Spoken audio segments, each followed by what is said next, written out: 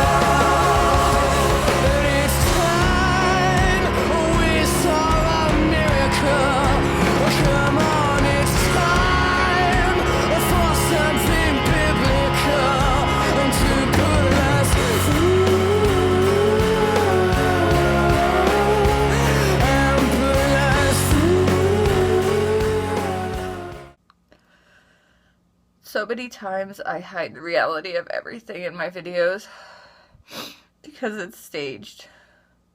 I tell the truth in them, but nobody sees me like this. It is 12 o'clock in the afternoon, and I haven't been able to get myself together. I want to, so bad, but it's like I can't. This is how it is sometimes. You want to function. You want to do things. You just want somebody to talk to. And nobody understands. It's frustrating. And I'm so strong a lot of times. I go about my day doing my thing. But it's been hard today. This past week's been tough. And there are weeks like this. This is episode 4, and I thought that this episode in this series would be important to show the reality of some of the things we go through with disabilities. And this whole epilepsy series has been, me talking about it. But it was really hard to decide to put that part in, because I honestly didn't really want people to see what it looks like when I'm really having a hard time. But then again, I think that people need to see that reality. Today, I brought my best friend Heidi, and she has a different disability. She has cerebral palsy, and but we are best friends because it's ironic that her and I both got our disabilities from kind of the same thing happening. We both lost too much oxygen at birth, but she was premature, so hers was a lot more, what's the word I'm looking for? Distressful? Yeah, or severe. Severe. So it's funny because, there's a lot of things I can't do that she can do, and there's a lot of things that she can't do that I can do. So we both have our things that we can complain about. And it's always nice to have a friend that you can talk to that understands. See, Heidi and I know what it's like to try to fit in with society. And it's tough. Even just her and I being friends, we'll be doing something, and, as you saw in that clip, not every day is good. Her and I will have a week where we can't even talk or do anything, and we'll be in bed all week, and she'll have her weeks, but we understand that, hey, we know it's not our fault, but hey, we're gonna hang out today, and we finally feel good enough to hang out. So, you'll go through periods where we don't even see each other. And then what drives me nuts is, like, sometimes her and I will be sitting somewhere and someone will make a joke and they'll be like, oh, look at you two, why don't you guys get a job? And oh God, it makes us mad deep inside. We smile and we're like, but deep down inside we're like, gosh, you're a jerk. Do you know what it's like that we just laid in bed all week upset and hurt, and to the point where we couldn't even do anything? And people don't realize that some of the stuff that they say to us actually hurts us. And then we have, we try to have normal friends, and when I say normal, I mean like people who aren't suffering any disabilities, and they think we could keep up, and they're we're trying. and Easier said than done. It is easier said than done. It's not easy. Like, her and I will be like, oh, okay, and then people are like, what's wrong with you? What's wrong with you guys? Well, what's wrong with us? Really, sometimes we just can't. There are times we just can't do certain things. And, I know if I'm having a hard time with my seizures and I'm in bed, she's not going to be like, well, what's wrong with you? She knows. Oh, okay, you know what? Are you okay? She'll text me, let me know she's thinking about me. And sometimes it's all we need is just someone to text us and let us know that they're thinking about us.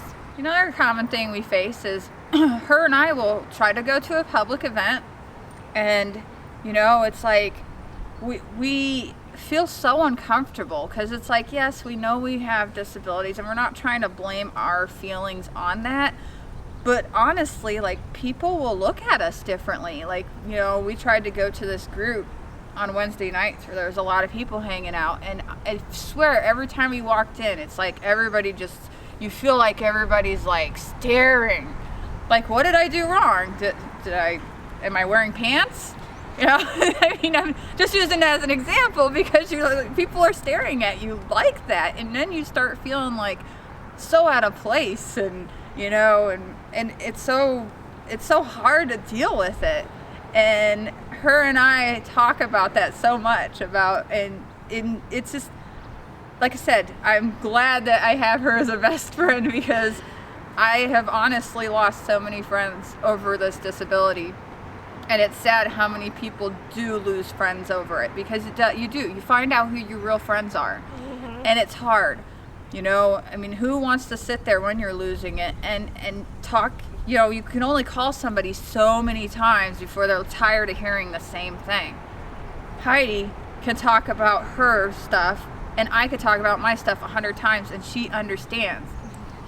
And I think the one important thing about this message is, it's okay to show that you're losing it. And if you have that one friend that you can talk to every single 100th time that you've lost it, you keep that friend, because they're good to have.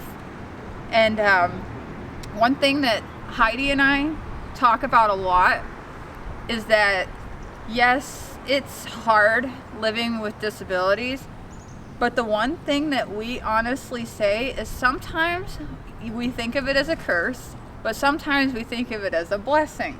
And the reason we think of it as a blessing is it's really showed us how to appreciate life.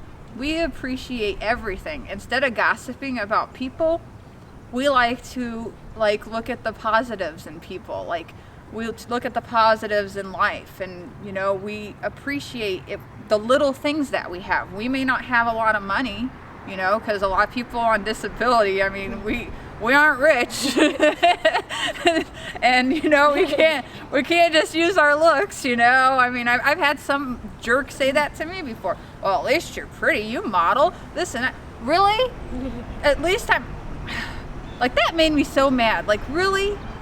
That's all. I have horrible self-esteem as it is, but to say that to me, like, I have a mind. We have minds.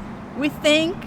We're smart. We couldn't finish college because we have learning disabilities because of our disabilities, and how hard it is for us to not even be able to go to college like we want. Like, We complain about that all the time. Like, we're like, gosh, you know what? That biology degree would have been great to finish, but no.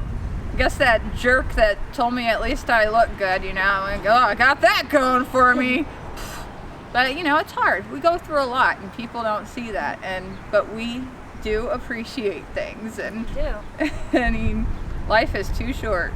And unfortunately, we've gone through a lot of people that don't understand that. So, like I said, I'll say it again. If you find that one friend that you can really talk to, keep them. And also appreciate life and what you have. And stay strong. No one's gonna take me alive. The time has come to make things right.